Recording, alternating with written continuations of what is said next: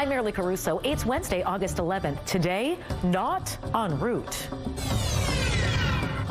It just escalated from one thing to the next, and just so quickly. How the WestJet strike is having a lasting impact on one Winnipeg couple.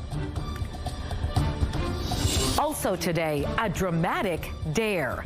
The consequences a teen is facing after rigging up his vehicle to look like a police cruiser.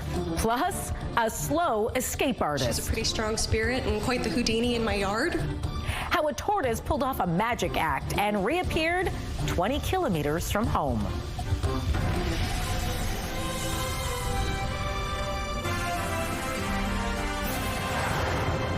Good afternoon. Thanks for joining us. We are learning more today from a Winnipeg couple caught up in WestJet's one-day strike, and the situation has gone from bad to worse. Joining me now live to explain is CTV's Taylor Brock. Taylor, what happened now? Well, Julia Henry and her husband Jordan have already been stuck in the States for nearly a week. Now they don't know when they'll be back home. While on a layover, Julia went into premature labor and gave birth to a baby girl. She's healthy, but in the NICU, complicating things even further. Julia and Jordan were visiting family in Jamaica. They were set to fly home on a Monday, but plans changed when WestJet flight attendants hit the picket line on August 2nd. Though a tentative deal was reached the next day, hundreds of flights were canceled as a result, including the couple's. The initial email from the airline said they'll be rebooked within 2 hours, but a day later, Henry said she still hadn't heard anything. Then WestJet told them their earliest option would be to fly home a week later. So instead, the family decided to fly with a different airline, costing them about $3,000. That flight departed on August 6th from Jamaica to Fort Lauderdale. The family was then scheduled to fly to Winnipeg on a Saturday, August 8th. But the day before that long-awaited flight back home, as you can see, Julia went into preterm labor, giving birth at 31 weeks. Now she has to stay in Florida until her baby, Keziah, is strong enough to fly home. She's disappointed in how WestJet handled things. Because we used the credit before, so they want to refund us a credit again for the other partial, like part of the ticket, which I think is ridiculous. You've caused this problem and you should be giving us our cash back if we want it, not, oh, well, sorry, we have to give you part credit, part cash. Our money's with you, but we don't want to use you anymore right now at this point. So we just can't, I think that people just need to just think about when they're booking, you know, who's going to give me good service if something happens. And as of right now, WestJet has really disappointed us in how that they've handled the situation. Julia's mother, Krista Fiddler, says if WestJet put them on the next available flight, which she says was August 5th on United Airlines, the family might not be in this situation. So Taylor, what's next then for this newly added family? Well, Marilee, it actually depends on how their baby girl is doing. The couple says they actually are quite fortunate. They're staying with family in the area, but they expect to be in the States for at least another 4 to 5 weeks. That's because their newborn has to meet certain requirements before she can be discharged and will still be very, well, small at that point. On top of it all, the family's also navigating the U.S. healthcare system, unplanned time off from work, and bills back home. Plus, their daughter is also now a U.S. citizen, adding another layer to the saga. A lot going on. All right, thanks for the update, Taylor. A 17-year-old boy has been fined after rigging up his vehicle to look like a police cruiser. Officers began investigating after video surfaced showing a white Ford Explorer in the parking lot of a business on Sage Creek Boulevard with flashing red and blue lights in its rear window. Turns out the vehicle was actually a decommissioned police SUV, which had its lights and police markings removed before being sold. Police paid the 17-year-old driver a visit, who admitted to putting the lights in his car on a dare from friends. Officers chose to let the teen off with a stern warning instead of charging him with impersonating a police officer. He was also given a fine. Did you catch today's solar eclipse? If not, check this out. This was the view for us here in Winnipeg. This video was shot shortly after noon when the eclipse was at its peak, which for us was only about 5% coverage, according to NASA. However, people in Greenland, Iceland, Spain, and northern Russia were able to experience totality for roughly 2 minutes. A solar eclipse occurs when the moon passes in between the Earth and the sun. Well, it may have been the slowest getaway ever, but a Winnipeg family's pet turtle went on quite the adventure after escaping its enclosure. Meet Molly, a pet African spurred tortoise who was found 20 kilometers from her home enjoying the wetlands at Okamic Marsh. Staff there found her after several visitors reported seeing a tortoise tromping around. Problem is, there aren't any native tortoise species in Canada, making this sighting quite peculiar. After a 2-day search, Molly was eventually tracked down in the parking lot of the marsh. As for how she got there in the first place, well, there are a couple of prevailing theories. I think some of the more hopeful staff here really just thought she kind of trekked it through the marsh, which is a long distance. It was about 20 kilometers from her home. So I wouldn't put it past her. I did get to spend some time with Molly, and she's a pretty strong spirit and quite the Houdini in my yard. But my personal opinion is just that I think probably some good Samaritan thought she belonged in the wetland, saw her on a highway somewhere, picked her up and brought her over here thinking they were doing good, just without realizing this wasn't really her habitat. After receiving a lot of snacks, as you can see there from staff, the tired tortoise was eventually reunited with her family. She's now considered an honorary marsh ambassador, though, for teaching visitors what to expect and what not to see at the marsh.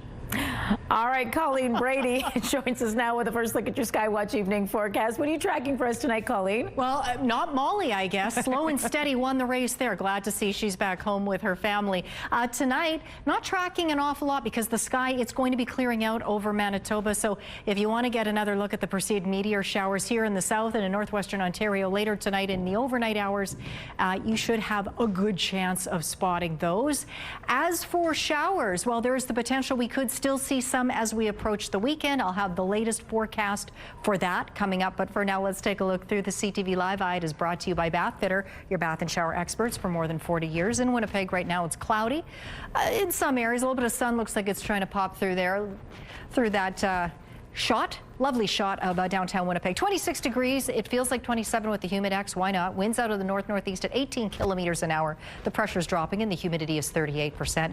Out in traffic on this Wednesday afternoon, a live look at Donald Street. Busy in both directions, flowing onto and off of the Midtown Bridge. John Hendricks and my friend and I have your first-class ticket to Mexico. Stick around. Coming up on CTV News, we will take you behind the scenes of this Folklorama pavilion.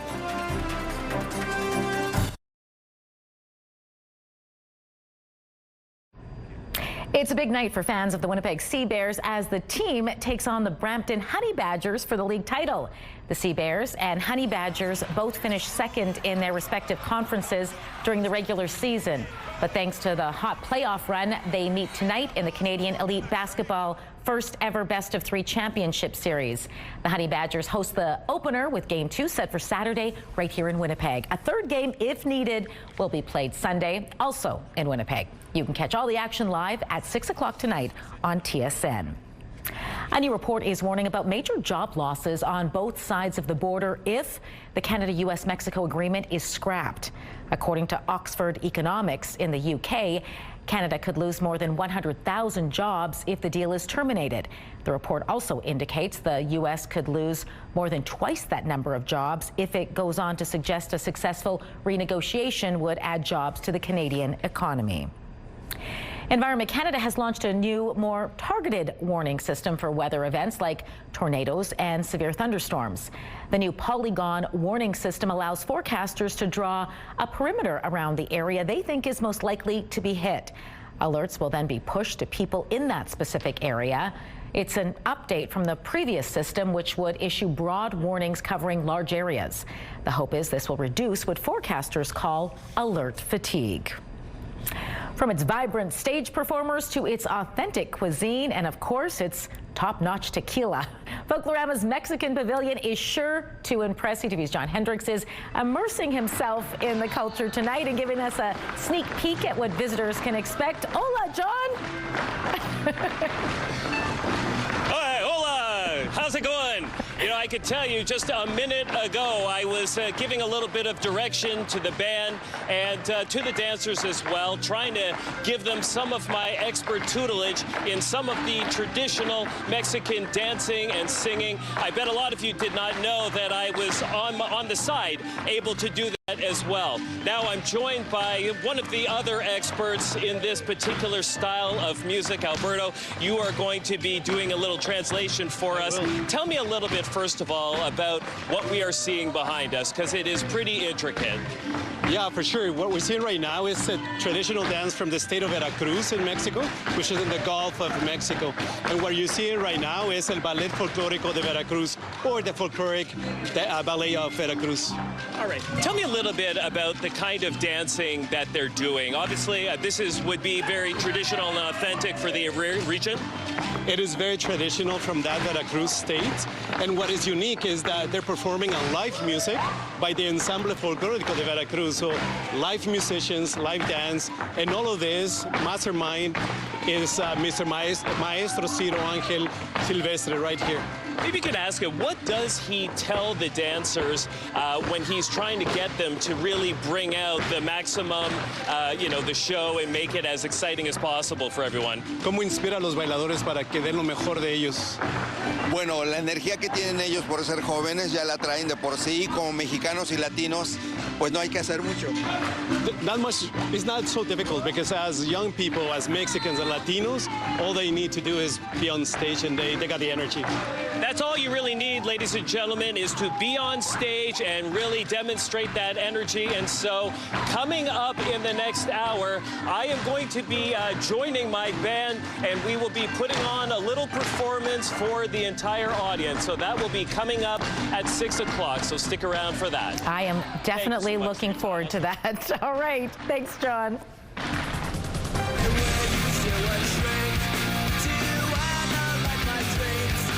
A new movie set to the music of 90s pop punk icons is hitting theaters. The details next in Spotlight.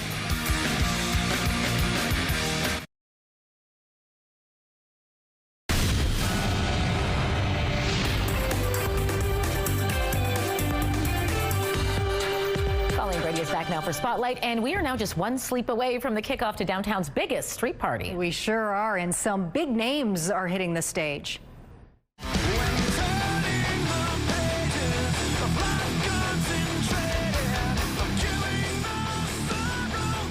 The Burt Block Party starts tomorrow. The 4-night street party will start off with Kill Switch, Engage, Machine Head, Malevolence, and Waster.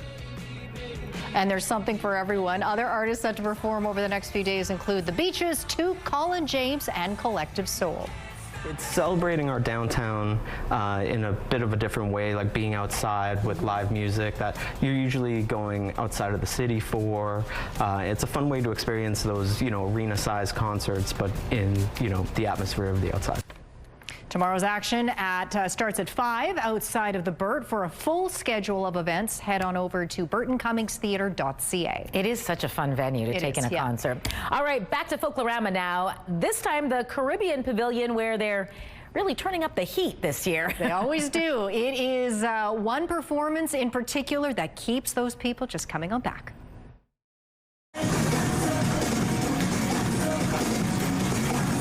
Yeah, just take a look at that, Marilee. Yeah. How did they do that? I have no idea. Yeah. Oh, there you go. Nicely done. Now, the pavilion this year has recruited 2 professional dancers from Tobago who have traveled the world demonstrating their limbo skills. And with so many different nations represented, you can expect a wide variety of regional dishes and drinks, including, of course, several different rums from nearly half a dozen different islands.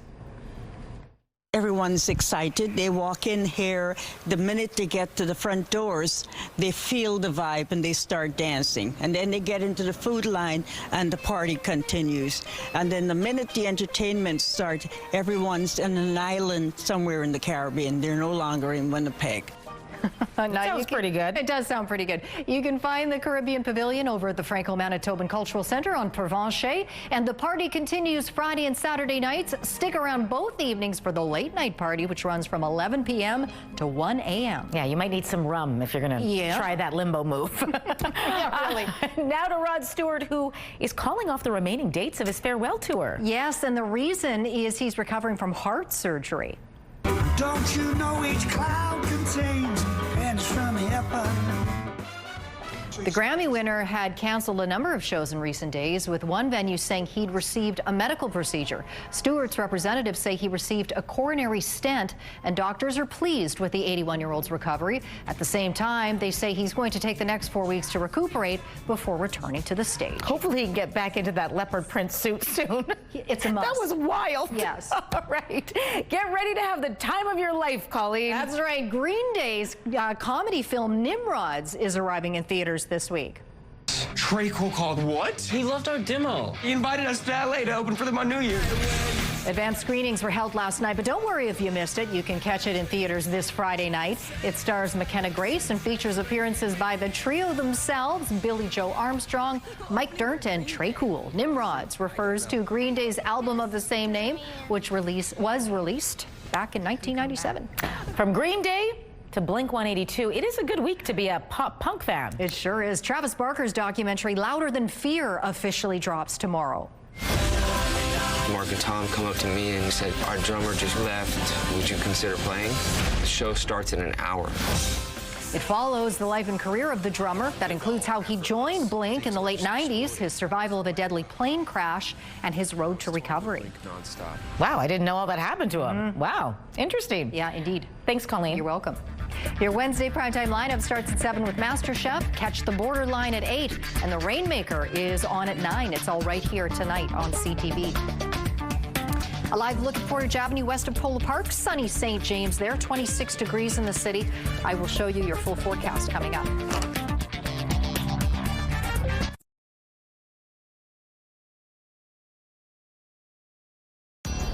Women's clothing provided by RW & Company. Salon services provided by S&T Spa Salon.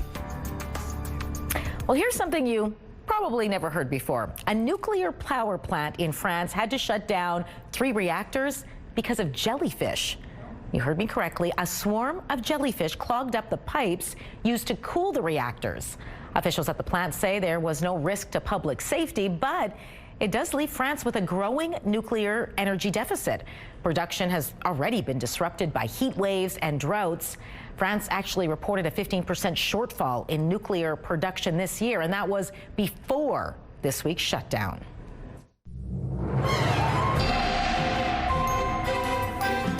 CTV Skywatch weather brought to you by South Beach Casino and Resort. Visit southbeachcasino.ca. Who knew jellyfish could cause so much problems? Indeed. Any problems on the map behind you, Colleen? No jellyfish issues. Good. Here in Manitoba tonight, no, a little bit of instability, tripping off a few showers here and there. But for the most part, we're going to see the sky clear over southern Manitoba tonight. To the east and northwestern Ontario, some scattered showers, a little bit of lightning. So we've got potentially some thunderstorms coming through. It looks like some rain is moving through Dryden, some lightning firing off to the north of Dryden. So look out, you may see a thunderstorm come your way before too long, non-severe. Up in the north, we have cloudy conditions too, with scattered showers possible tonight. Look at the current temperatures now. The Morden Winkler station is not reporting in a temperature right now, but it's in the general vicinity, I would say, of the mid-20s, like the rest of southern Manitoba. 26 here in Winnipeg, 25 in Brandon, 24 in Kenora, 21 in Dauphin. In the northern part of the province, 17 in the Pot, Thompson, Lynn Lake. Over in Churchill, it's 12 degrees there. So we've been seeing this map over and over and over the last few days, even last week, courtesy of some instability, primarily some low pressure out over Hudson Bay. But generalized, you can see it's not just out over Hudson Bay, but across northern Canada there, parts of the northern western Canada, I should say, and parts of the south too. Scattered showers overnight. We clear right out across much of the province, east into northwestern Ontario. Into Thursday we go. Sunshine for the most part for many areas tomorrow. May see some scattered showers pop up here and there, but you can see not much of note. And it looks like brighter skies are heading toward northern Manitoba finally. But things will be changing. Once again, you can see areas to the west of Manitoba getting soaked as we get into Friday. Really throughout the day there, you can see it holds off near the border, but it will be moving into Manitoba as we get into Friday and Friday night, and that could mean Winnipeg as well. We have the Bomber game, we have the Burt Block Party that night, something to be aware of. But no showers in sight tonight for Winnipeg. 13 and clearing, up to 24 degrees for Thursday tomorrow under a mix of sun and cloud. Winds a little stronger, but still still not too bad out of the northeast at 20 kilometers an hour. The UV index for the city tomorrow, Thursday, is 7 or high. And then a quick look at the long-range forecast. Again, we've got cloudy conditions Friday. Now there's the outside chance we could see a shower or two during the day. Now, put it this way, Friday night and Saturday night, there is still a greater likelihood, or not Saturday night, Friday night and Saturday during the day, to be more precise, there is still a higher likelihood of showers than not, though the likelihood of showers both on Friday night and on Saturday during the day is starting to decrease somewhat. So hope that made sense. 17 is our warm overnight low on Friday. Again, showers likely, but starting to be increasingly so on Saturday. 22 degrees. Brighter, warmer Sunday, 24, and then Monday, Tuesday, very similar conditions, a mix of sun and cloud both days. Both days highs right around normal for this time of year in the mid-20s, 24, 25 degrees, and overnight lows right around 14. In fact, after a warm Friday night, all those overnight lows Saturday night through Tuesday night are right around 14 degrees. Our first weather photo takes a look out onto the beautiful Winnipeg River at Pinawa. That photo is from Lynn, and this next one's lovely too. Now, this is out at Rocky Lake. They were doing some stargazing late last night out there. That photo is from Jenny. That is northwest of the Paw. Send us your weather photos to Winnipeg Weather at ctv.ca. Skywatch Weather Pick of the Day brought to you by Provivo, Winnipeg's first and only longevity medicine clinic. Redefining health, performance, and aesthetics. Provivo.com. Axe-wielding lumberjacks are not necessarily the sight you might expect to see on the picturesque French Alps, but that is where the 73rd edition of France's oldest and most challenging lumberjack competition was held this past weekend. Local foresters and trained athletes were among the competitors, chopping through logs to show off their speed, accuracy, and precision. And if you're wondering, it appears all limbs remained intact. Excellent. Yikes. Got to be careful Don't get with too these close. things. Yeah, That's right. They're those fast choppers. That's right. Don't get in front of your skis with that. No. All right. Yeah. We'll end it there. That's right. But Probably don't go the far best. because we're back at 6 o'clock with much more local news. Hope to see you then.